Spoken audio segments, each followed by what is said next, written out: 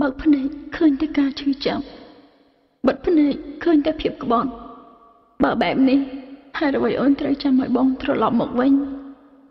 បើដឹងថាបងចាក់ចេញទៅជាមួយនឹងភាពក្បត់ហើយនោះដឹងថាគេចេញទៅហើយដឹងថាគ្មានថ្ងៃគេវិលវិញ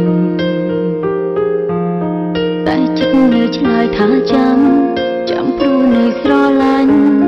ចាំព្រោះនៅស្រឡាញ់